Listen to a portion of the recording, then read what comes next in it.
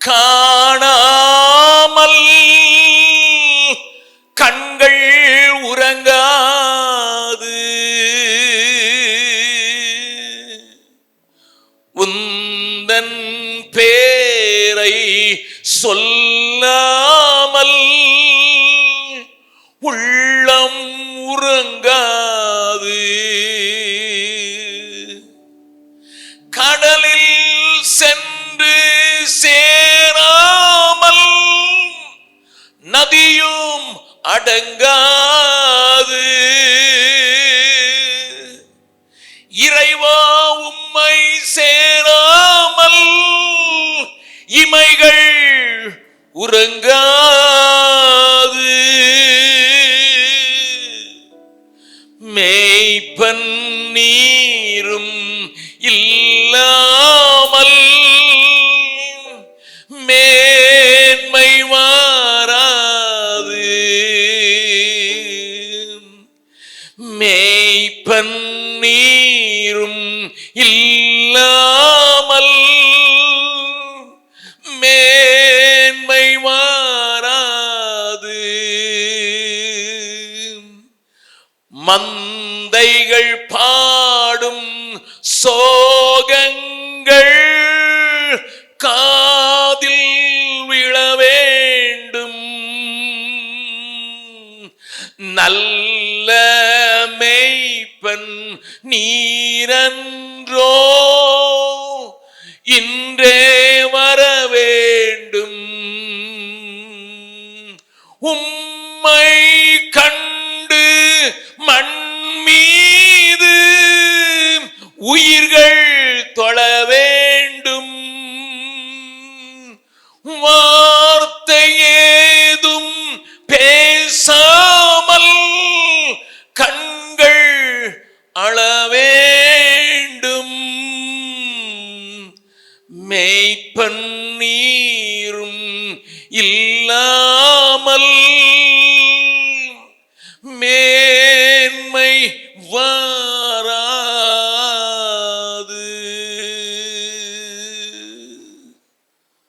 ஆமா ஆண்டவரே, நீங்க இல்லைன்னா ஒரு மேன்மை இல்லை சுவாமி. உம்முடைய திவ்ய சத்தம், என் ஆடுகள் என் சத்தத்தை கேட்கும் என்று சொன்ன அந்த சத்தத்தை கேட்கிற மக்களாக உம்முடைய பிள்ளைகள் மாறி போக இந்த இரவையும் உபயோகப்படுத்துவீராக. இயேசுவின் மூலம் ஜெபங்களும் நல்ல பிதாவே, ஆமென். உட்காரலாம். மறுபடியும் ஒரு எச்சரிப்பான வார்த்தையை ஆண்டவர் சொல்கிறதை வாசித்து விட்டு இந்த நாளின் காரியத்தில் கடந்து போக கர்த்தர் நமக்கு உதவி செய்வாராக. மத்தேயு எழுதின சுவிசேஷம் 8வது அதிகாரம், மத்தேயு எழுதின சுவிசேஷம் 8வது அதிகாரம் 11வது வசனத்தை 12வது வசனத்தை வாசிக்கலாம். அநேகர் கிழக்கிலும் மேற்கிலும் இருந்து வந்து பரலோக ராஜ்யத்தில் ஆபிரகாம், ஈசாக்கு, யாக்கோபு என்பவர்களோட பந்தியிருப்பார்கள். ராஜ்யத்தின் புத்திரரோ புறம்பான இருளிலே தள்ளப்படுவார்கள். அங்கே அழுகையும் பற்கடிப்பும் உண்டாயிருக்கும் என்று சொல்லுகிறேன் என்றார். இங்கே ராஜ்யத்தின் புத்திரராக உரிமையாளராக பிறந்தவர்கள் ஆபிரகாமோடு கூட பந்தி இருப்பதற்கு தகுதியற்றவர்களாக போனதை ஆண்டவர் நமக்கு சுட்டி காட்டுகிறார். நான் ஒரு காரியத்தை நான் உங்களுக்கு காண்பித்துக் கொடுக்க விரும்புகிறேன். இந்த காலையிலையும் அதை குறித்து நான் கொஞ்சம் குறிப்பிட்டதை தொடர்ச்சியாக காரியத்தை குறிப்பிட விரும்புகிறேன். இந்த ஆபிரகாமுடைய கிரியை என்று நான் நேற்றைய தினத்திலே ஆரம்பித்தேனே, தேவ ராஜ்யத்திற்கு உரியவனாக மாத்திரமல்ல, மற்றவர்களிலே தாக்கம் உண்டாக்குறவராக வாழ்ந்ததை நேற்றைய தினத்திலே நான் உங்களுக்கு காண்பித்து கொடுத்தேன். குறிப்பாக தன்னுடைய பிள்ளைகளுக்கு அதை கடத்தி விட்டதைத்தான் ஆண்டவர் அழகாக ஆபிரகாம், ஈசாக்கு, யாக்கோபு என்பவர்கள் பந்தியிருப்பார்கள் என்று சொல்கிறார். இதைத்தான் எபிரேய நிருப ஆக்கியோன் 11வது அதிகாரத்திலே சொல்லுகிறான், வாசிக்கலாம். எபிரேய நிருப 11வது அதிகாரம் 11th chapter of Hebrews. அதிலே ஆண்டவர் நமக்காக எழுதி வைத்திருக்கிற வார்த்தையை பாருங்கள். 9வது வசனத்தை வாசிக்கலாம். விசுவாசத்தினாலே ஆபிரகாம் வாக்குத்தத்தம் பண்ணப்பட்ட தேசத்திலே பரதேசியை போல சஞ்சரித்து அந்த வாக்குத்தத்தத்திற்கு உடன் சுதந்திரராகிய ஈசாக்கோடும் யாக்கோபோடும் கூடாரங்களிலே குடியிருந்தார். நன்றாய் கவனியுங்கள்.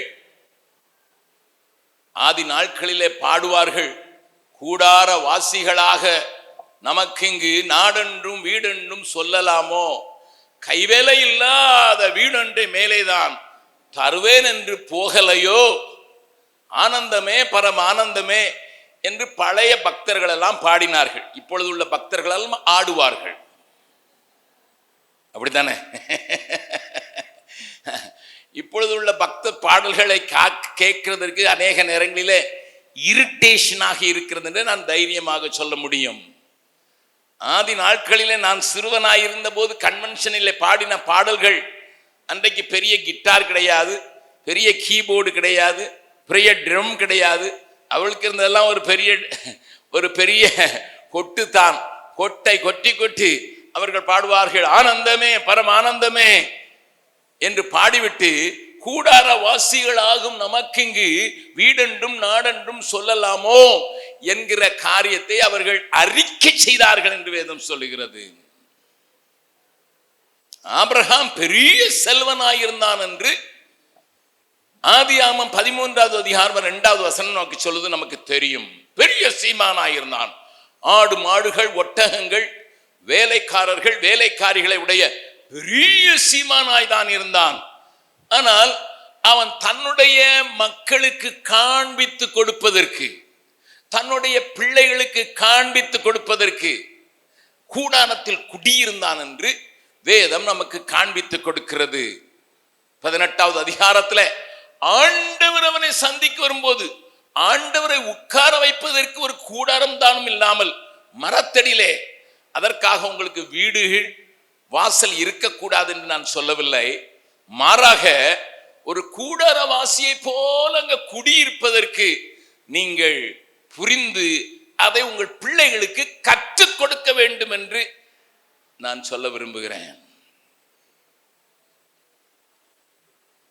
ஜெயலலிதா அம்மையார் சாகும்போது பீரோவில் இருந்தது விலையேறப்பட்ட 1200 சேலைகள். ஆனால் அவள் போகும்போது அந்த சேலைகளையும் போடவில்லை, சேலையை போடவில்லை, மாறாக தேசிய கொடியை போட்டு தான் மூட வேண்டியிருந்தது. கொடநாடு என்றும் பல நாடு என்றும் பல கோடிகளையும் பல நிலங்களையும் வைத்திருந்தார்கள் என்று அரசாங்கத்தின் தகவல் உண்டு. ஆனால் புதைப்பதற்கு புறம்போக்கு நிலம் என்று சொல்லுகிற பீச் ஓரத்தில் தான் இடம் கிடைத்தது. பக்கத்தில் உங்க கையை பிடிச்சி சொல்லுங்க, நீ என்னதான் சேர்த்து வச்சாலும், சேர்த்து வச்சதை வச்சு ஆட்டம் போட்டாலும், உனக்கு 6 அடி நிலம் கூட புறம்போக்கில் தான் என்பதை மறந்து விடாதே. ஆனா அதுக்கு நம்ம வர்ற வரத்து, அதுக்கு நம்ம பிரயாசம், அதற்கு நம்ம எடுக்கிற ஓட்டம், அதற்கு ஏமாற்று வேலைகள் எல்லாம் செய்து, பாம்பேல இருக்கிறவர்களுடைய பெரிய ஸ்பெஷாலிட்டி எல்லாரும் 3 வேலை செய்வார்கள். நான் சொல்வது சரிதானே? ஆமா.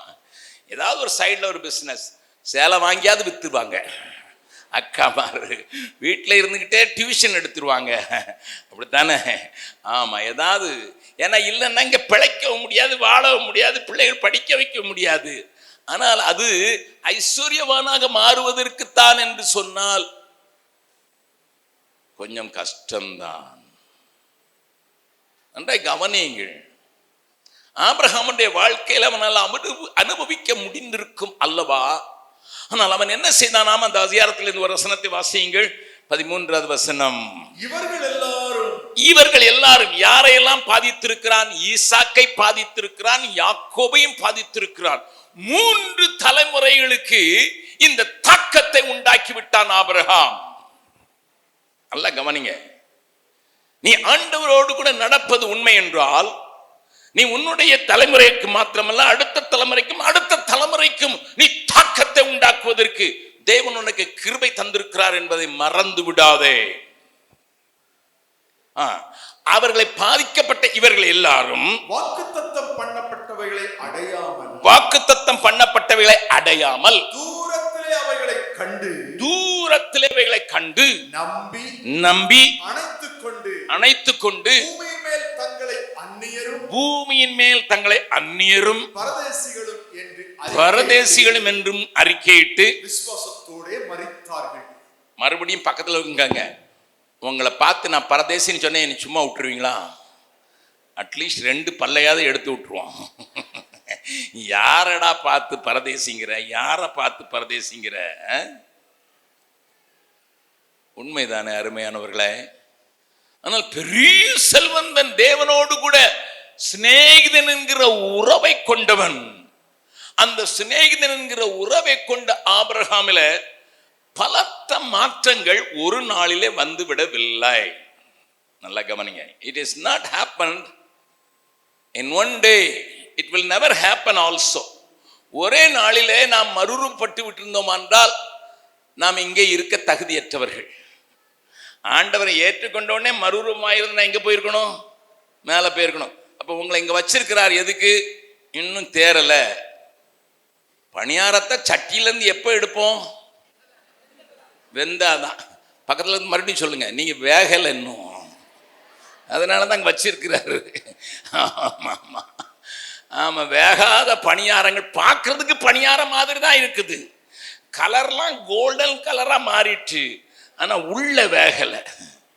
ஆமா, நம்ம ஊர்ல பணியாரம் சுடுறவங்களுக்கு தெரியும். ஒரு குச்சி வச்சிருப்பாங்க, குத்தி பார்ப்பாங்க உள்ள வெந்திருக்கா இல்லையான்னுட்டு. மறுபடியும் பக்கத்தில் இருக்க பார்த்து சொல்லுங்க, தொடாம சொல்லுங்க பார்க்கலாம். உங்களை குத்தி பார்த்தாதான் தெரியும் நீங்க வெந்தீங்களா இல்லையான்னுட்டு. குத்தி பார்த்தாதான் தெரியும்.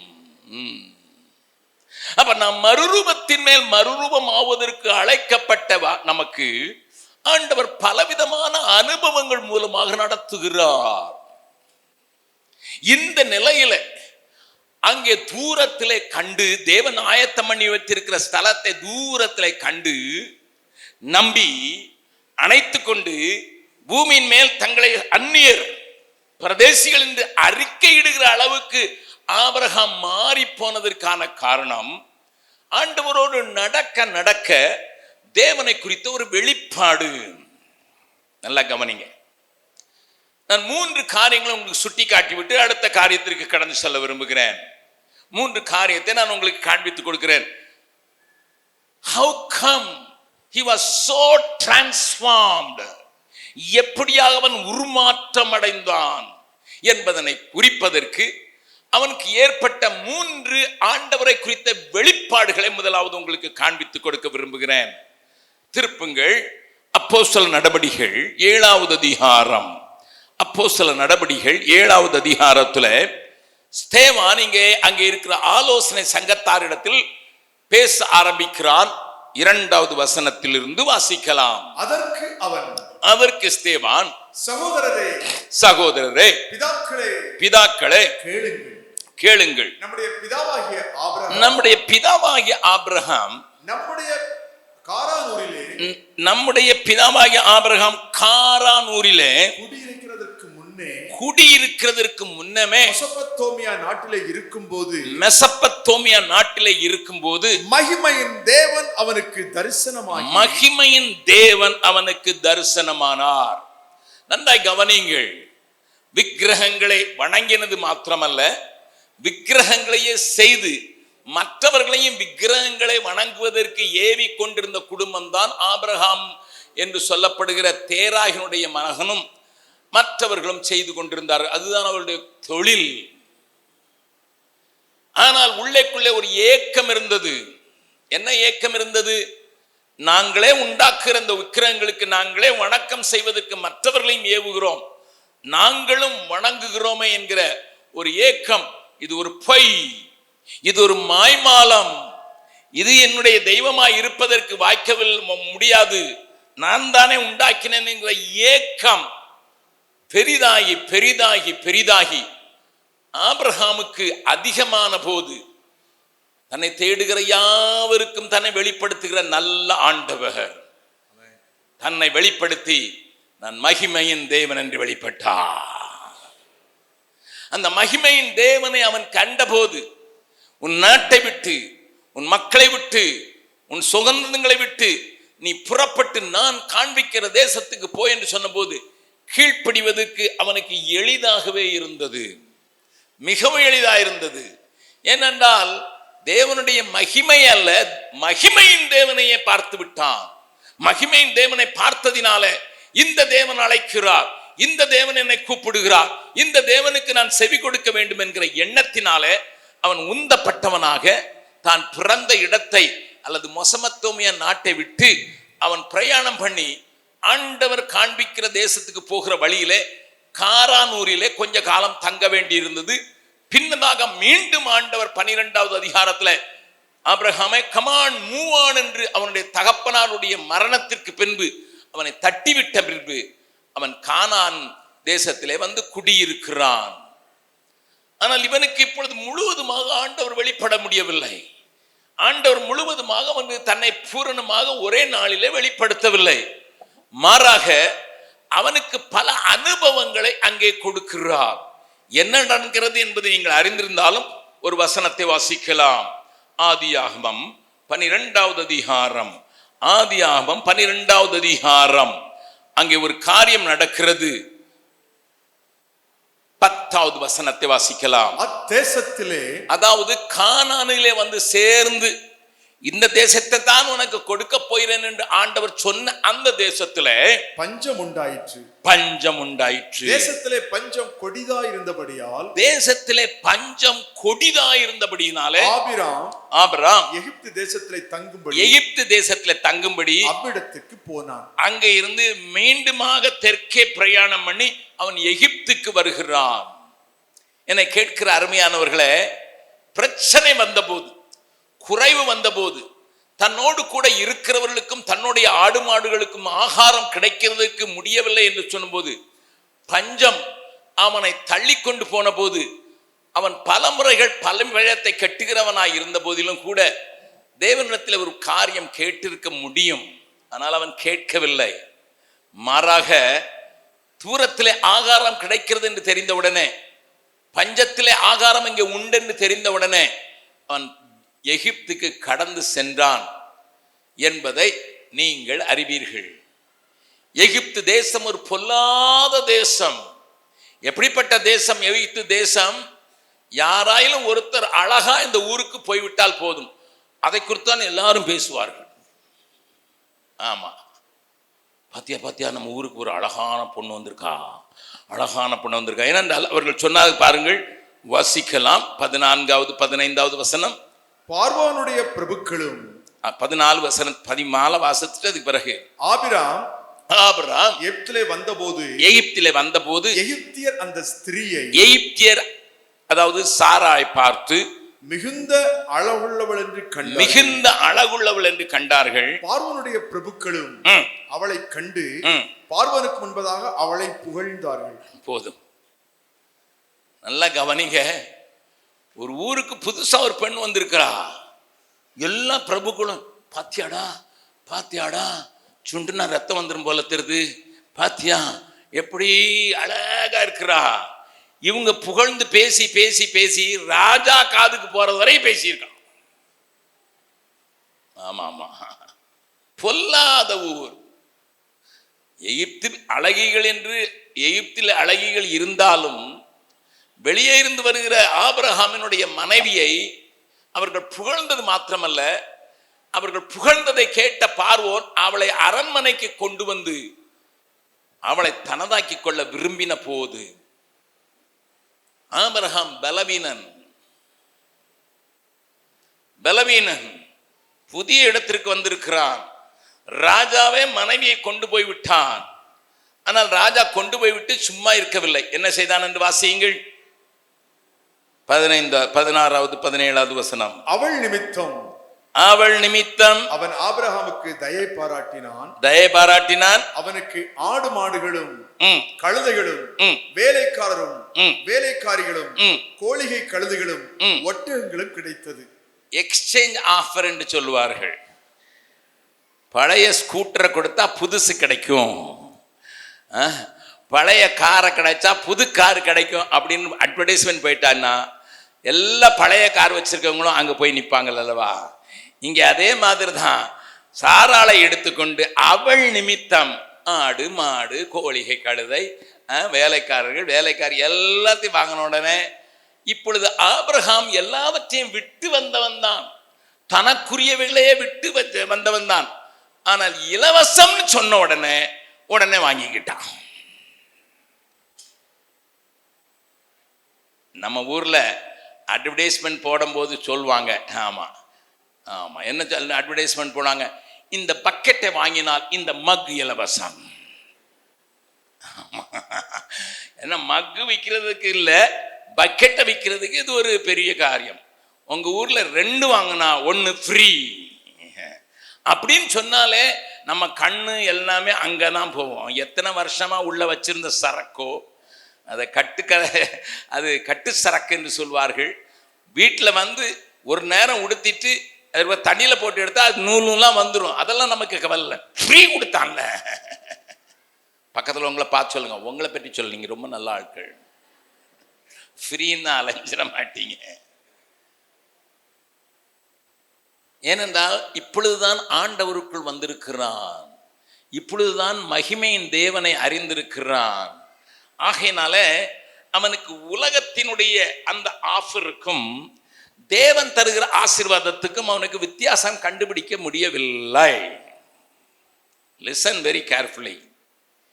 The new believers, புதிதாக ஆண்டவரை ஏற்றுக்கொண்டவர்களுக்கு இந்த உலகம் எனக்கு என்ன தருகிறது, தேவன் எனக்கு என்ன தருகிறார் என்பதை வேறு பிரிக்கத்தக்கதான அந்த அறிவு இல்லாததினால்தான் அநேகரை உலகம் வஞ்சித்து கொடுக்கிறது.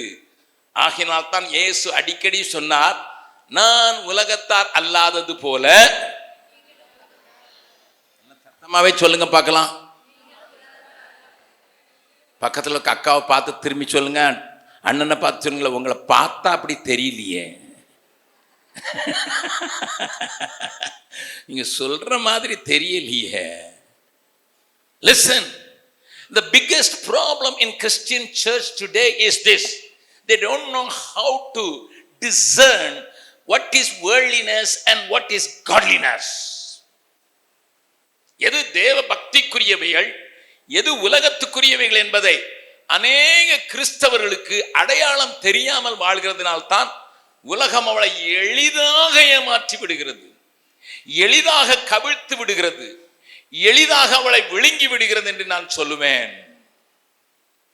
புதிதாக ஆண்டவருக்குள்ளே வந்து ரட்சிக்கப்பட்ட உடனே ஒரு பெரிய துடிப்பு இருக்கிறது, தேவனை இன்னும் அறிய வேண்டும் என்று வாஞ்சை இருக்கிறது, அந்த அன்பை புரிந்து கொள்ள வேண்டும் என்று வாஞ்சை இருக்கிறது. ஆனால் உலகம் அதை அறிந்து கொண்டு ஆவிக்குரிய போர்வையை போத்தின உள்ளே உலகத்தையே தந்து விடுகிறது. ராகம் சினிமா பாட்டு தான், ஆனா வார்த்தைகள்ல மாத்திரம் அதுல கொஞ்சம் ஆவிக்குரிய கலரை அடிச்சாச்சுன்னா நம்ம உடனே என்ன பாட்டுப்பான்னு சொல்லிடுவோம். இல்ல, அதை தந்திரமாக மக்களுடைய மனதிலே பதியும்படியாக போட்டு விடுகிறவன் இந்த உலகத்தை அதிபதியாகிய சாத்தான். இப்பொழுது கஷ்டம் வந்து விட்டது, நெருக்கம் வந்து விட்டது, தேவை வந்து விட்டது. ஆகையினாலே எகிப்துக்கு போயாவிட்டது. இப்பொழுது எகிப்து தருகிறவைகளை அவை கை நீட்டி பெற்றுக் கொள்வதற்கு ஆபிரகாமுக்கு ஒரு தடையும் இல்லை. கேட்டு பார்க்கிறீர்களா? The world offers attractive things. Let me tell it again. The world offers very, very attractive things. நான் என்னுடைய சகோதரர்களுக்கு சொல்லுகிறது உண்டு, பிரசங்க அழைப்பு உனக்கு பல நாடுகளிலிருந்து வரலாம், பல இடங்களிலிருந்து வரலாம், ஆனால் எல்லாம் தேவனால் வந்தது அல்ல.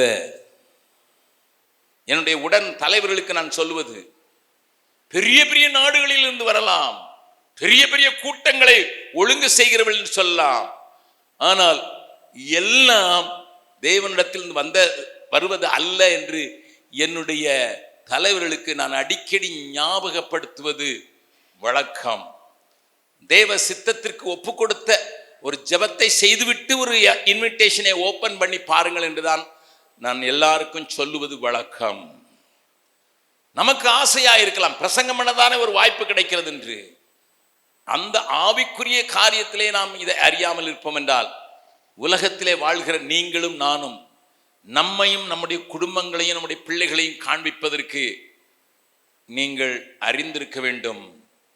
எப்பொழுதும் நான் ஒரு சின்ன உதாரணத்தை சொல்லுவது வழக்கம், அதை இங்கே சொல்லுவது நலம் என்று நினைக்கிறேன். எனக்கு சுவிஸ் தேசத்திலே ஒரு நண்பர் இருக்கிறார். அவருக்கு 5 ஆண் பிள்ளைகள். பெரிய பணக்காரர் தான், பெரிய பிசினஸ்மேன். எனக்கு மிகவும் நெருங்கிய நண்பர்.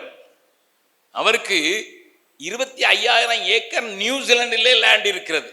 அவ்வளோ பெரிய நியூசிலாண்டில் வைத்திருக்கிறார். இங்கேயும் அவர் ஒரு பெரிய தொழிலை செய்கிறார். ஆனால் தேவனுடைய பிள்ளை, தேவனுடைய காரியங்களுக்கு உலகம் முழுவதும் ஏராளமாக அவர் வாங்கி வழங்கி கொண்டிருக்கிறார். ஆனால் அவருடைய வீட்டிலே நான் கவனித்த ஒரு காரியம் என்ன தெரியுமா? தன்னுடைய பிள்ளைகளுக்கு நேரடியாக அவர் ஒரு நாளும் காசு கொடுத்ததில்லை. காசு கொடுக்க மாட்டார்.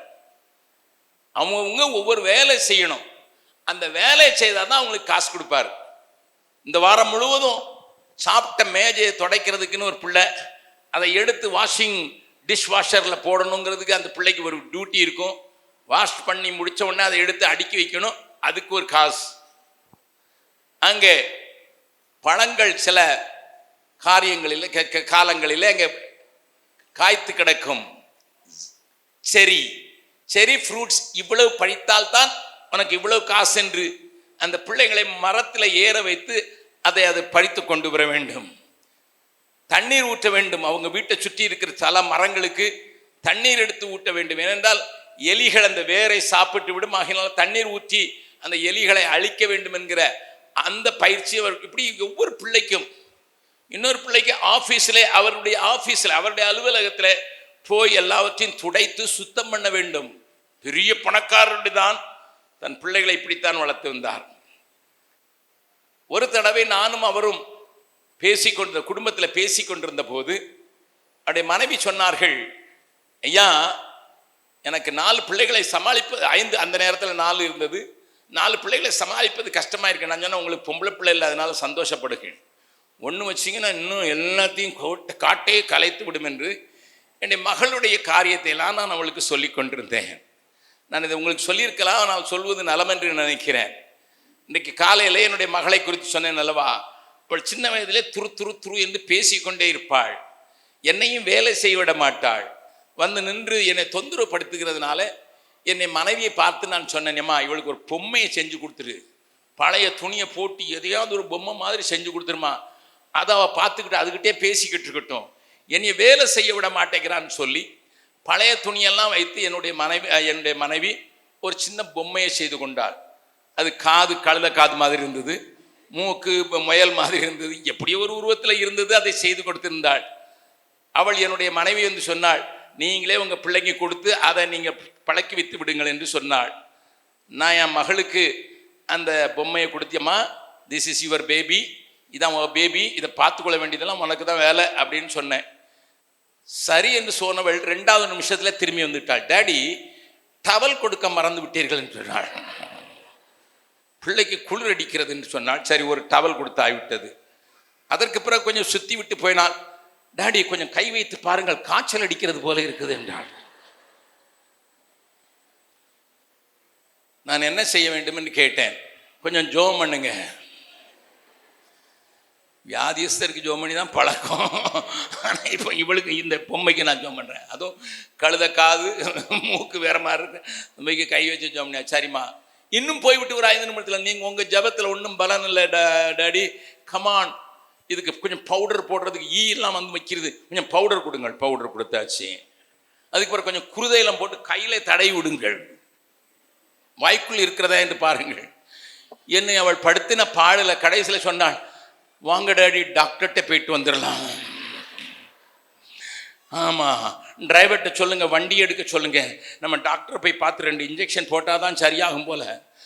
நான் சொன்னேன், ஏன்டா இந்த பொம்மையை கொடுத்தோம் என்று அறிவிட்டது. நான் சொன்னேன், ஒரு பொம்பளை பிள்ளை இருந்தானா உங்களை இந்த மாதிரி பண்ணிடுவா என்று அந்த என்னுடைய நண்பருடைய மனைவிக்கு நான் சொன்னபோது அவர்கள் உன்னுடைய பிள்ளைக்கு பேசுகிற ஒரு பொம்மை வேண்டும் என்று சொன்னார்கள். அது என்னடா டாக்கிங் டால், அது இப்போல்லாம் ரொம்ப ஃபேமஸ் ஆகி போச்சுது. அப்போ அது அவ்வளோ ஃபேமஸ் இல்லை.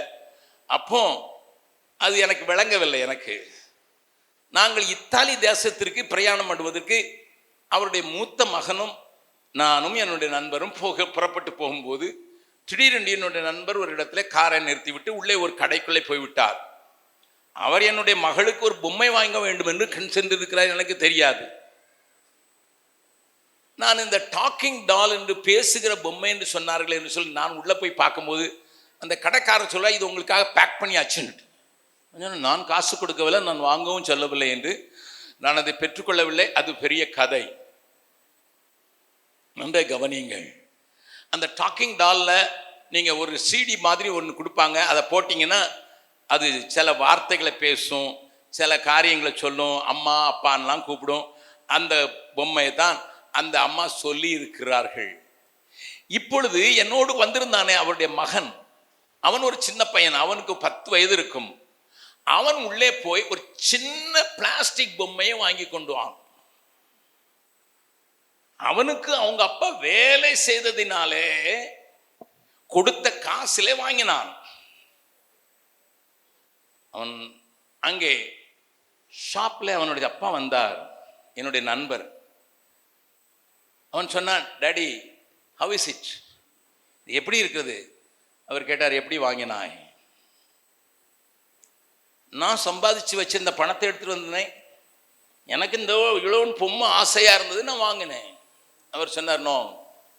ஷாப்கீப்பரை பார்த்து சொல்லிட்டார், இதை வாங்கி திரும்ப வாங்கிக்கொள். அவன் அழுகிறான், 10 வயது பையன் அழுகிறான். நானும் சொல்லுகிறேன், என்னத்துக்கு இவனை போட்டு இப்படி பாடுபடுத்துகிறீங்கன்னு சொல்கிறேன். அவர் என்ன சொன்னார் தெரியுமா? பணக்காரர் தான். அவர் என்ன சொன்னார்?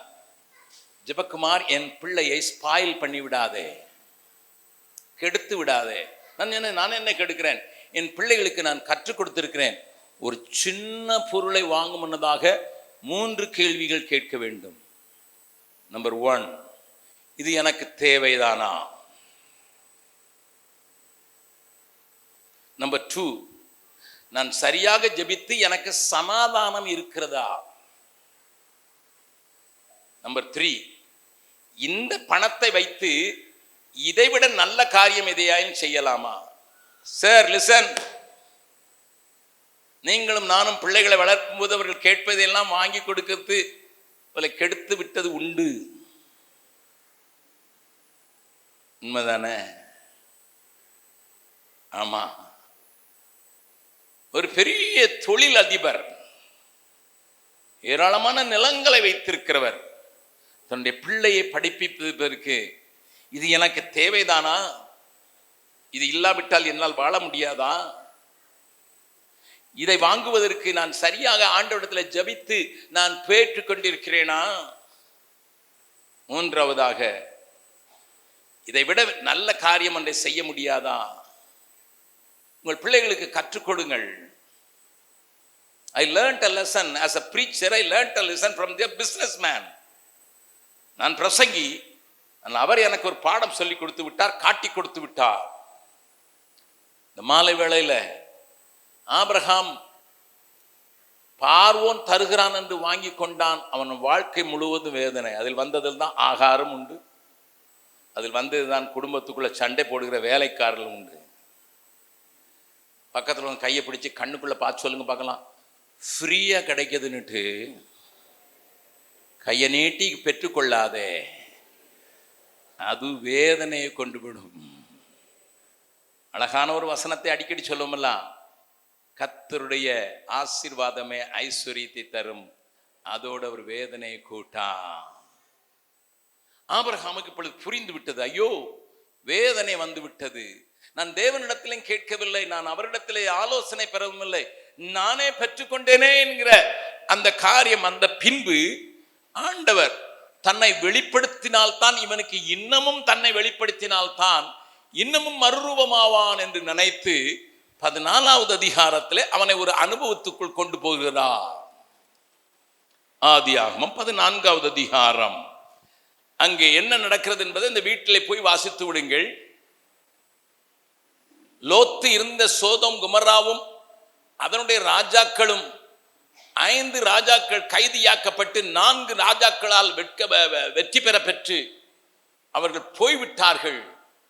அவர்கள் போனதை மீட்க வேண்டும் என்கிற பெரிய பொறுப்பை உணர்ந்தவனாக லோத்தையும் அவனுடைய குடும்பத்தையும் சோதோம் ராஜாவையும் விடுதலையாக்க வேண்டும் என்று சொல்லி ஆபிரகாம் இரவோடு இரவாக தன் வீட்டிலே இருந்த வாலிப பிள்ளைகள் 318 பேரை கூட்டிக் கொண்டு அவன் யுத்தத்துக்கு போய் அவர்களை மேற்கொள்ளுகிறான்.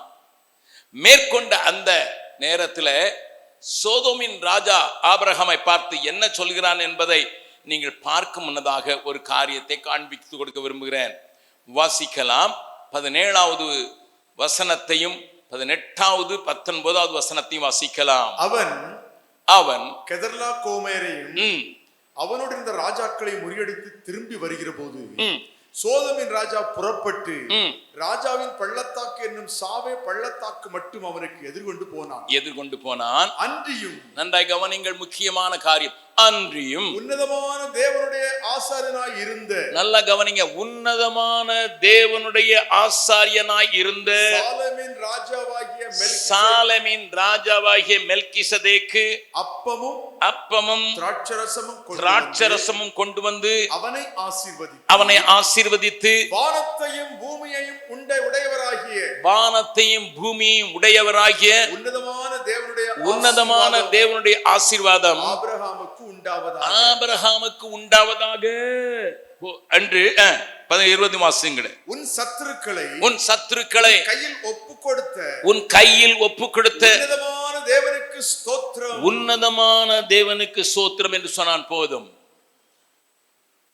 3 தடவை மெல்கிசதேக்கு என்கிற ஆசாரியன், அவன் ராஜாவும் கூட, அதை குறித்து பேச விரும்பவில்லை, அவன் ராஜாவும் கூட ஆபிரகாமை வந்து ஆசீர்வதிக்கும் போது ஆண்டவரை குறித்த ஒரு வெளிப்பாட்டை சொல்லுகிறான். அதைத்தான் நான் காண்பித்துக் கொடுக்கிறேன். என்ன வெளிப்பாடு? உன்னதமான தேவன், வானத்தையும் பூமியும் உண்டாக்கினவர் மாத்திரமல்ல, வானத்திற்கும் பூமிக்கும் அவர்தான் சொந்தக்காரர், உடையவராகிய உன்னதமான தேவன். இப்பொழுது ஆபிரகாமுக்கு கண்களில ஒரு பெரிய ஒளி உண்டாகிறது. நான் அவரை மகிமையின் தேவனாக கண்டிருந்தேன், இப்பொழுது நான் உன்னதமான தேவனாக பார்க்கிறேன். ஆஹா, ஆகாயத்துக்கும் பூமிக்கும் அவர் தான் அதிகாரியா? ஓஹோ, நல்ல கவனிங்க. எதற்கு சரியுமா சபை இன்றைக்கு காலையில் சொல்லிக் கொடுத்தேன்? அன்பை வளர்ப்பதற்கு மாத்திரமல்ல, ஆண்டவரை அறிகிற அறிவிலே பெருகுவதற்குத்தான் சபையினுடைய போதகர்களும் சபையினுடைய பிரசங்கிகளும் நியமிக்கப்பட்டிருக்கிறார்கள். வீட்டிலே போய் நீங்கள் வாசித்து பார்த்தால் தெரியும். 2 பேதுருவுடைய புஸ்தகத்தை வாசித்தால் அவன் மறுபடி தன்னுடைய அந்திம காலத்துல நான் இந்த கூடாரத்தை விட்டு போகிற காலம் வந்து விட்டது என்று அறிந்து எழுதுகிறேன் என்று எழுதி இதை ஞாபகமூட்டுகிறேன் என்று பேதுரு எழுதின காரியத்துல அவரை அறிகிற அறிவிலே வளருங்கள். அவரை அறிகிற அறிவினாலே நீங்கள் கனியற்றவர்களாக இருக்க மாட்டீர்கள். அவரை அறிகிற அறிவினாலே இந்த ஜீவனுக்கும் அந்த ஜீவனுக்கும் உரியவைகளை பெற்றுக்கொள்வீர்கள் என்றெல்லாம் எழுதி கொண்டு போகிறான். நேரம் இல்லாதனால் காட்டி கொடுக்கவில்லை, வீட்டிலே போய் பார்த்துக் கொள்ளுங்கள். அவனுடைய இறுதி வார்த்தை பேதுருவினுடைய 2வது நிருபத்திலே ஆண்டவரை இறுதி வார்த்தை மாத்திரம் வாசிக்கலாம். 2 பேதுரு 3வது அதிகாரத்தின் கடைசி வசனம், நம்முடைய கர்த்தரும் இரட்சகருமாகிய இயேசு கிறிஸ்துவின் கிருபையும் அவரை அறிகிற அறிவிலும் வளருங்கள். நல்ல கவனிங்க, அவரை அறிகிற அறிவில் வளருகிறதும் அவருக்கு இப்பொழுதும் என்றென்றைக்கு மகிமை உண்டாவதாக. ஆண்டவருடைய பிள்ளைகளுடைய நோக்கெல்லாம் இன்னும் உம்மை அறியணுமே, இன்னும் உம்மை அறியணுமே, இன்னும் உம்மை அறியணுமே. நீ மகிமையின் தேவனாய் பார்த்ததினால் உன்னில இன்னமும் உலகத்திற்கும் மற்ற காரியங்களுக்கு வித்தியாசம் தெரியாமல் இருக்கிறது. ஆபிரகாமே, இப்பொழுது உலகத்தை உண்டாக்கினவர் மாத்திரமல்ல, உடையவராகிய உன்னதமான தேவனை அறிந்து கொள் என்று சொன்ன போது நீங்கள் 14வது அதிகாரம் ஆதியாமத்தை பார்த்தீர்கள் என்றால் சோதோம் குமராவின் ராஜா சொல்லுகிறான், ஆபிரகாமே, நீர்தான் சண்டையிட்டு எங்களை மீட்டீர், நீர்தான் அதற்கு உரியவர், இந்த பொருட்களை எல்லாம் எடுத்துக்கொள்ளும், தங்கமும் வெள்ளியும் பொன்னும் நீர் எடுத்துக்கொள்ளும், எங்களுக்கு ஆளை மாத்திரம் தாரும் என்று சொன்னபோது ஆபிரகாம் என்ன சொன்னான் தெரியுமா? ஒரு சரட்டையாயில் நான் எடுத்துக்கொள்வதில்லை. He is detached from the material attraction. அவனுக்குள்ளே இந்த உலகத்தின் பொருட்கள் மேலே இருந்த ஈர்ப்பு 12வது அதிகாரத்தில் இருந்த ஆபிரகாமுக்கும் 14வது அதிகாரத்தில் இருக்கிற ஆபிரகாமுக்கும் ஒரு பெரிய வித்தியாசம். சாராள் நபர் ஒரு அழகான பாடலை பாடினார்கள். அந்த வரிகள் எனக்கு மிகவும் பிடிக்கும். கர்த்தரோடி இசைந்தே நடந்தேன், கிருபை சமாதானம் ஈந்தார். கர்த்தரோடி இசைந்தே நடந்தேன், கிருபை சமாதானம் ஈந்தார். இதுவரை வழி காட்டி நடத்தினார், இன்னமும் காத்து கொள்வார். இனி வரை வழி காட்டி நடத்தினார், இன்னமும் காத்து கொள்வார். எனக்கே நீ பயமே, எந்தன் இயேசு என் துணையே, என் துன்ப நேரத்திலே இயேசுவே என்னோடு இருப்பார். என் துன்ப நேரத்திலே இயேசுவே என்னோடு இருப்பார். அன்பு கூறுகிறது மாத்திரமல்ல, இன்னமும் இன்னமும் இன்னமும் அவரோடு கூட இசைந்து நடப்பதற்கு நீங்கள் கற்றுக்கொள்வீர்கள் என்றால் அது உங்களுடைய சுபாவத்தை, உங்களுடைய மறுரூபத்தை தாராளமாக பெருக்கிவிடும் என்பதிலே சந்தேகமில்லை. நம்பூரில் மாத்திரம் ஒரு அல்லேலூயா சொல்லலாமா? நான் மறுரூபமாகுவதற்கு அழைக்கப்பட்டவன். ஃபாதர் பாட்டதனால மறுரூபமாக்கிடும் மகிமையின் தேவனை என்கிற பாடலை நாம் பாடுகிறோம். The transformation is a progress. It is a process. ஒவ்வொரு நாளும் மறுரூபத்தின் மேல் மறுரூபம் அடைவதற்கு தான் ஆராதிக்க வருகிறோம் என்று ரோமர் 12:1-2 எழுதுகிறது. சிந்தையிலே ஒரு மறுரூபம், என்னுடைய ரிலேஷன்ஷிப்பிலே ஒரு மறுரூபம், என்னுடைய தொடர்பிலே மறுரூபம், நான் இந்த உலகத்தோடு கூட வைத்திருக்கிற நேசத்தில் ஒரு பெரிய மறுரூபம் மாற்றம். தேவன் உங்களோடு கூட பேசுவாராக. தேவன் உங்களோடு கூட பேசுவாராக. அதோடு நின்று விடவில்லை. ஆண்டவர் தன்னை வெளிப்படுத்த வேண்டும் என்று விரும்பின அந்த ஆபிரகாமுக்கு இன்னொரு காட்சியையும் ஆண்டவர் காண்பித்துக் கொடுக்க விரும்புகிறார். வாசிக்கலாம், அங்கே இன்னொரு வசனத்தை வாசிக்கலாம். ஆதியாகமம் 17வது அதிகாரம் 1வது வசனத்தை வாசிக்கலாம். ஆபிரகாம் 99 வயதான போது, 99 75 வயதிலே ஆவிக்குரிய ஓட்டத்தை ஆரம்பிக்கிறான் ஆபிரகாம். இப்பொழுது அவனுக்கு 99 வயதாகிறது. கிட்டத்தட்ட 24 வருடங்கள் நடந்த பின்பு ஆண்டவர் அவனை பார்த்து என்ன சொல்லுகிறார்? கர்த்தர் ஆபிரகாமுக்கு தரிசனமாகி நான் சர்வ வல்லமை உள்ள தேவன். நல்லா கவனிங்க, நான் சர்வ வல்லமை உள்ள தேவன், நீ எனக்கு முன்பாக உத்தமனாய் நடந்து கொள். ஆங்கிலம் சொல்லுகிறது, ஆங்கில வேதாகம், walk before me blameless, குற்றமற்றவனாக நடந்துவிடு ஆபிரகாம், நான் உனக்கு சர்வ வல்லமையுள்ள தேவன். ஒரு புதிய வெளிப்பாடு.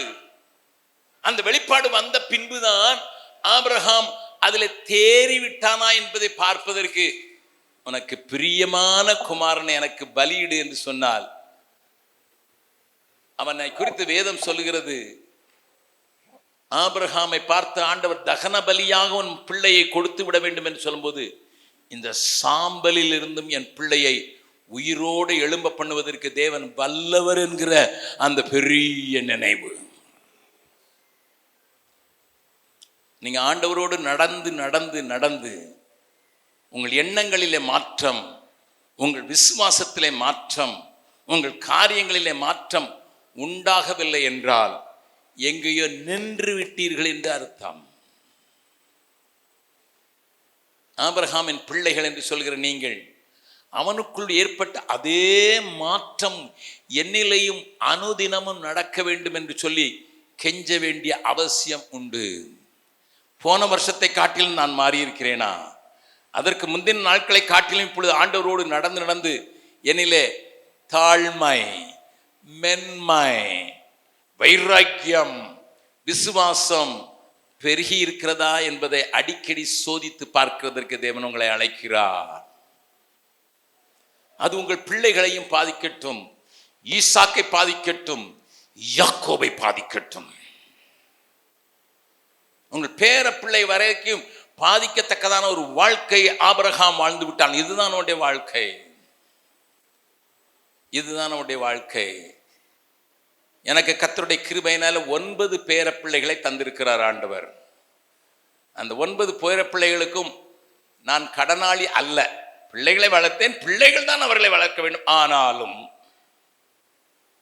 என் பேர பிள்ளைகளும் தேவனுடைய வழியிலே நடக்க வேண்டும் என்பதற்காக ஒவ்வொரு ஞாயிற்றுக்கிழமையிலையும் என் பிள்ளைகள் 4 பேரும் ஊழியத்தில் இருந்ததினால இப்பொழுது ஒரு மகள் மட்டும்தான் வெள்ளூரில் இருக்கிறாள். அவளுக்கு 2 பிள்ளைகள். மீத பிள்ளை எல்லா பிள்ளைகளையும் ஞாயிற்றுக்கிழமை சாயங்காலத்தில் நாங்கள் குடும்பமாக கூடி பிள்ளைகள் அநேக பாடல்களை 25-30 பாடல்கள் ரைம்ஸ் பாடுவார்கள், ஆக்ஷன் சாங் பண்ணி பாடுவார்கள்.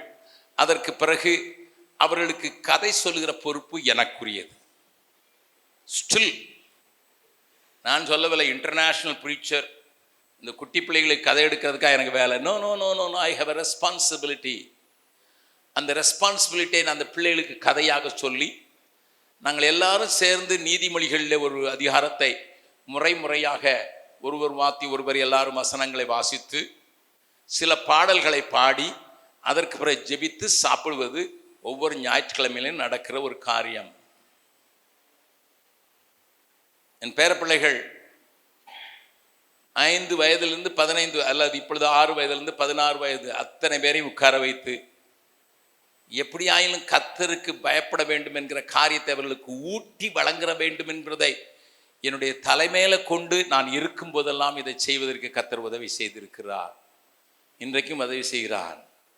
நான் ஒரு நாளிலே ஞானம் உள்ளவனாய் இருக்க விரும்புகிறவன் ஞானம் உள்ளவனை பின்பற்ற கடவன் என்று நீதிமொழிகளே இருக்கிற வசனத்தை காண்பித்து if you want to be wise be with the wise என்று சொல்லி நான் அந்த பிள்ளைகளிடத்தில் கேட்டேன். அப்பொழுது எனக்கு ஒரு சோதிக்க வேண்டும் என்று வாஞ்சையாக இருந்தது. அவளை என்ன கேட்டேன், யார் ஞானவான், who is a wise man? அந்த அத்தனை பேரும் ஒரே குரல்ல தாத்தா. I was so glad. என்னுடைய பேர பிள்ளைகள் தாத்தாவை ஒரு ஞானவான் என்று நம்பியிருக்கிறார்களே என்பது ஆகினால தாத்தா என்ன சொல்லி கொடுத்தாலும் அதில் உண்மை இருக்கும், அதில் ஒரு உத்வேகம் இருக்கும், அதில் ஒரு தியாகம் இருக்கும் என்று அவர்கள் அறிந்திருக்கிறார்கள். ஏன் இதெல்லாம் உங்களுக்கு சொல்கிறேன் என்றால் உங்களுடைய பிள்ளைகளை டியூஷனுக்கு அனுப்புவதற்கு மிகவும் பிரயாசப்படுவீர்கள். பலவிதமான மியூசிக் கற்றுக்கொள்ள வேண்டும் என்று பிரயாசப்படுவீர்கள். பலவிதமானவைகளை செய்ய வேண்டும் என்று பிரயாசப்படுவீர்கள். இன்னமும் தேவனை அறிந்து கொள் என்று எத்தனையாய் பிரயாசப்படுகிறீர்கள். ஆபிரகாம் தன்னுடைய தலைமுறையை மாத்திரமல்ல வரும் தலைமுறையையும் காத்து கொள்ள வேண்டும் என்பதில் கரிசனையாய் இருந்தவனாக இருந்தபடியினால்தான் ஆண்டவர் ஆபிரகாமை குறித்து ஒரு சாட்சி கொடுக்கிறார். வாசிக்கலாம். ஆதியாகமம் 18வது அதிகாரம் 17வது வசனத்திலிருந்து 19வது வசனம் வரை வாசிக்கலாம். அப்பொழுது கர்த்தர் ஆபிரகாம் பெரிய பலத்த ஜாதி ஆவதினாலும் அவனுக்குள் பூமியில் உள்ள சகல ஜாதிகளும் ஆசீர்வதிக்கப்படுவதினாலும் நான் செய்ய போகிறதை ஆபிரகாமுக்கு மறைப்பேனோ. கர்த்தர் ஆபிரகாமுக்கு சொன்னதை நிறைவேற்றும்படியாய் அவன் தன் பிள்ளைகளுக்கும் தனக்கு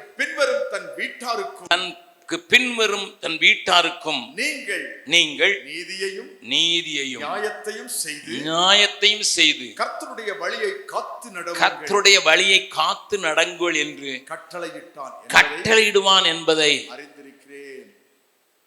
Abraham வருங்கால சந்ததியும் கர்த்தருக்கு பயந்து நடக்க வேண்டும் என்பதில் மிகவும் கவனமாக இருப்பான் என்று அறிந்த கர்த்தர் அவனை குறித்து எழுதி வைத்திருக்கிறார். என் அருமையான தேவனுடைய பிள்ளையே, ஆண்டவர் உங்களை குறித்து சாட்சி கொடுப்பார் என்றால், உங்களை குறித்து சொல்வார் என்றால், இவர்கள் தங்களுக்காக மாத்திரமல்ல, தங்கள் வருங்கால தலைமுறைக்கும் தலைமுறை தலைமுறையாய் கர்த்தரை பின்பற்ற வேண்டும் என்று சொல்லி இவர்கள் நீதியிலே நடந்து நியாயத்தை செய்து கர்த்தருடைய வழியிலே நடப்பார்கள் என்று எச்சரிப்பார்கள் என்கிற காரியத்தை உங்களை குறித்து சொல்ல முடியுமா? Very important. இதுதான் ஆபிரகாமுடைய கிரியை. இதற்கு ஆபிரகாம் தன்னை பொறுப்பாளியாக மாற்றிக்கொள்கிறான். என்னுடைய பேரப்பிள்ளைகள் சாதாரணமானவர்கள் அல்ல, பயங்கரமாக கேள்வி கேட்பார்கள். ஒரு பேரப்பிள்ளை வந்து கேட்கிறான், 7 வயது பேரப்பிள்ளை, தாத்தா எனக்கு சொல்லுங்க, பரலோகத்தில் ஆண்டவர்கிட்ட பொம்பளை தேவதூதர்களே இல்லையா? நான் ஏன் என்று கேட்டேன். அவன் சொன்னான், காப்ரியேல், மைக்கேல், மிகாவேல், ரஃபேல் எல்லாமே ஆண்கள் பெயராக தான் இருக்குது, பொம்பளைங்களே கிடையாது, பொம்பளை தேவதூதர்கள் கிடையாதா என்று கேட்கிறான். நீங்கள் என்ன சொல்லியிருப்பீர்கள் என்று எனக்கு தெரியாது, நான் என்ன சொன்னேன் என்பது சொல்ல போகிறதும் இல்லை.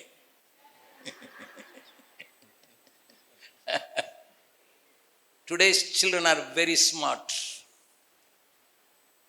Very smart. உங்களுக்கு டவுன்லோடிங் அப்லோடிங் எல்லாம் தெரியாது, அவங்களுக்கு எல்லா லோடிங்கும் தெரியும். என்னோடு கூட வேலை செய்கிற மனுஷனரியுடைய ஒரு பிள்ளை, அவளை தவறானதை பார்த்து விடக்கூடாது என்று அவளுடைய அம்மா அதில் ஒரு சீக்ரெட் கோடு போட்டு வைத்திருந்தாள்.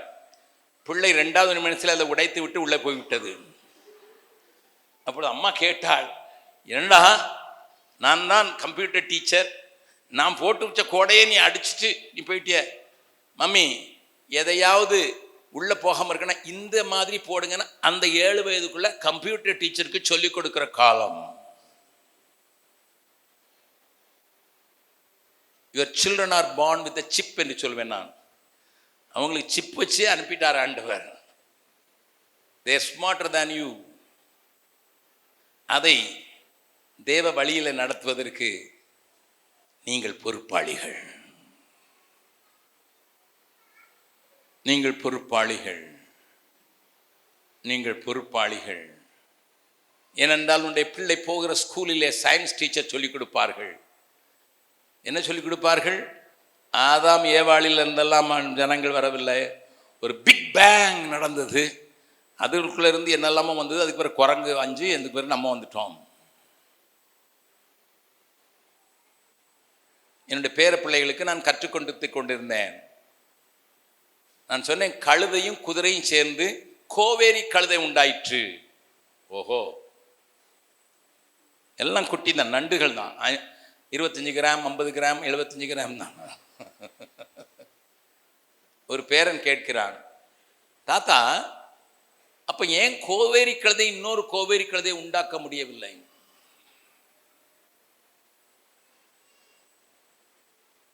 உங்களுக்கு தெரியுமா? கோவேரி கழுதை கோவழி கழுதை உண்டாக்க முடியாது. கழுதையும் குதிரையும் சேர்ந்தது கோவேரி கழுதை உண்டானது. இன்றைய பிள்ளைகளுடைய கேள்விகளுக்கு நீங்கள் பதில் சொல்வதற்கு நீங்கள் ஒன்றை மட்டும் அறிந்து கொள்ளுங்கள். ஆண்டவரே, ஞானமுள்ள கேள்விகளை கேட்கக்கூடிய பிள்ளைகளுக்கு நான் நீதியையும் நியாயத்தையும் கர்த்தருடைய வழியையும் கண்டுபிடிப்பது எப்படி என்று சொல்லிக் கொடுப்பதற்கு பொறுப்பாளி. அப்படிப்பட்ட மறுரூபத்தை எனக்கு கட்டுப்படுறதுக்கு உம்மை இன்னமும் அறிய வேண்டும் ஆண்டவரே. மகிமையின் தேவனாக ஏதோ கேட்கறதெல்லாம் கொடுக்குற ஏடிஎம் மிஷனாக ஆண்டவரை உபயோகப்படுத்தி விடக்கூடாது. நான் எல்லா இடத்துலையும் சொல்கிறேன். நம்ம என்ன நினச்சிக்கிட்டு இருக்கோம் தெரியுமா? நம்ம கிறிஸ்தவர்களுக்கு நம்ம பிரசங்கியாரெல்லாம் எப்படி சொல்லி கொடுத்துட்டாங்க தெரியுமா? இன்னைக்கு இந்த வாக்கு தத்தம், இந்த மாதத்துக்கு இந்த வாக்கு தத்தம், இந்த வாரத்துக்கு இந்த வாக்கு தத்தம், இந்த வருஷத்துக்கு இந்த வாக்கு தத்தம் அப்படின்னு நம்மளை மூளையை கெடுத்து வச்சுட்டாங்க. அதனால நம்ம என்ன செய்கிறோம்? ஆண்டவரை ஏடிஎம் மிஷின் மாதிரி போட்டு உள்ள காடை போட்டு இந்த மாதத்துக்கு 13வது 20வது சங்கீதம் கடைசி வசனம் என்று சொல்லி டக்கு டக்கு என்ன பிரசங்க ஐயர் சொல்லியிருக்காங்க, வாக்கு தத்துவம் இந்த மாதத்துக்குன்னு போட்ட உடனே அது சொல்லுது இன்வேலிட், செல்லாது, நம்ம ஐயர் ஆண்டவரோட அதிகம் நடக்கிறது இல்லை, அதனால பெரிய பிரசங்கர் டிவி பிரசங்கர் போடு, அவர் என்ன வாக்கு சத்தம் சொன்னார் அதை போட்டு பார்க்குறது, மறுபடியும் சொல்றது இன்வேலிட். அவரை விட பெரிய ஊழியக்காரர் யாரா இருக்காங்க, சரி போடு, நம்பர் தட்டியாச்சு. மறுபடியும் சொல்லுது இன்வேலிட். 4வது தடவை வேற ஒரு பிரசங்கருடைய நம்பரை போட்டோன்னே அது சொல்லுது சேஞ்ச் யுவர் பாஸ்வேர்டு, அல்லது நான் இப்படியே சொன்னேன் change your pastor. ATM machine இல்லைம்மா நம்ம ஆண்டவர். தன்னுடைய கற்பனைகளை கை கொள்ளுகிறவர்களுக்கு, தன்னிடத்தில் அன்பு கூறுகிறவர்களுக்கு 1000 தலைமுறைக்கும் 1000 தலைமுறைக்கும். If you walk in the ways of God, நீ ஆண்டவருடைய வழியில் நடந்தால் உன்னுடைய 1000 தலைமுறைக்கும் நன்மை செய்கிற ஒரு அல்ல ஆண்டவரோடு கூட இசைந்து நடப்பது மாத்திரமல்ல, மறுரூபப்பட வேண்டிய அவசியத்தை தேவன் இந்த ராத்திரி வேளையில் உங்களுக்கு சொல்லிக் கொடுக்கிறார். எல்லாரும் ஜபமாக இந்த லைனை மாத்திரம் படிக்கலாம். மறுரூபம் ஆக்கிடும் மகிமையின் தெய்வமே, மறுரூபமாக்கிடும் மகிமையின் தெய்வமே, உம்முக சாயலால் உருமாற்றும் தெய்வமே, உம்முக சாயலால் உருமாற்றும் தெய்வமே. மறுபடியும் பாடலாமா எல்லாரும் சேர்ந்து வலது கையை உயர்த்தி, மறுரூபமாக்கிடும் மகிமையின் தெய்வமே, மறுரூபமாக்கிடும் மகிமையின் தெய்வமே, உம்முக சாயலால் உருமாற்றும் தெய்வமே. இரவெல்லாம் பகலெல்லாம் இயேசுவே உம்மை பற்றித்தானே ஐயா, நினைவெல்லாம் பேச்செல்லாம் நேசரே உம்மை பற்றித்தானே ஐயா, உன்னத தேவனே என் இயேசு ராஜனே, உம்மோடு இணைந்திட என் உள்ளம் ஏங்குதையா, உம்மோடு இணைந்திட என் உள்ளம் ஏங்குதையா.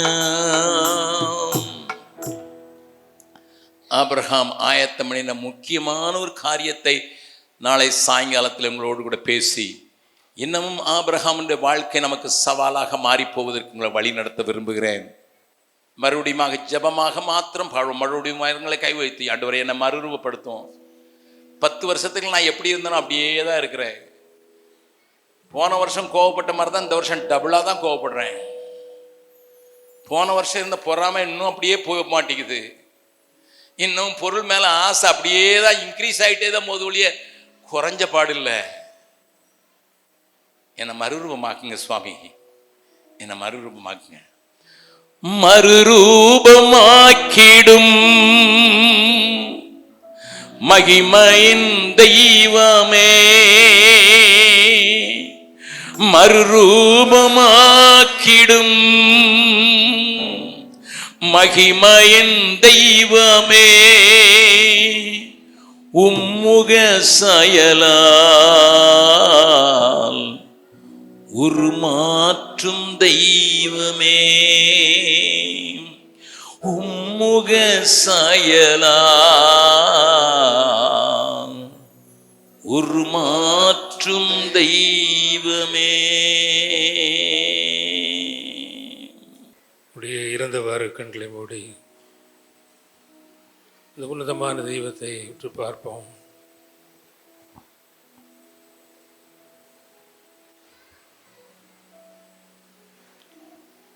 தேவாவியானவர்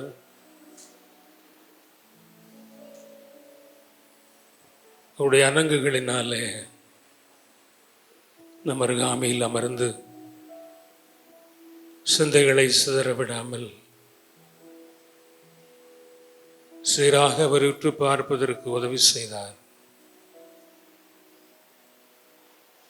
நேற்று இருந்தது போல் என் வாழ்க்கையை நீ இராத ஆண்டவரே,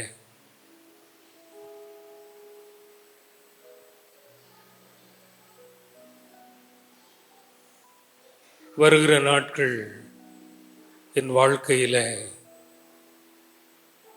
நீர் எதிர்பார்க்கிற ஒரு புதிய சுபாவம், இப்படி வார்த்தைகளை புரிந்து கொள்வதில் தேவ ஆவியானுடைய வழிநடத்துதல், தேவனிடத்திலே நான் எதிர்பார்க்கிற எதிர்பார்ப்புகளிலே அவருடைய பரிபூர்ண சித்தம்,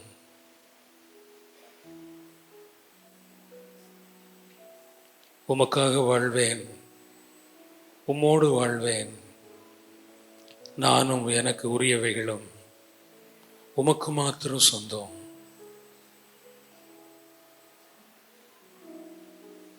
அதிகாரமுள்ள வல்லமை நிறைந்த வார்த்தை நம்முடைய வாழ்க்கையை தொட்டது, இருதயத்திற்குள்ளே அது நுழைந்து சென்றது. அல்ல தட்டி விடாதபடி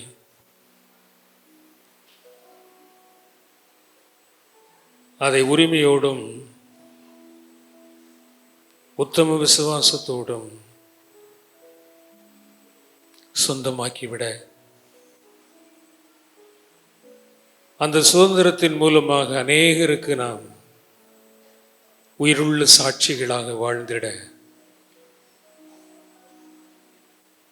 என் வாழ்க்கை மற்றவர்களுக்கு வெளிச்சமாய் இருப்பதற்கு இந்த நாட்களிலே அருளப்பட்ட அற்புதமான சத்திய சாட்சிகள், ஜீவனுள்ள வார்த்தைகள் நமக்கு ஒத்தாசை கொடுக்க நம்மை அர்ப்பணிப்போம். நல்ல மேய்ப்பன் ஆலயத்திலே ஆண்டுகளாக அங்கமாக இருக்கிறோமே, அடிக்கடி ஆண்டவர் நம்மோடு கூட இடைபடுகிறாரே.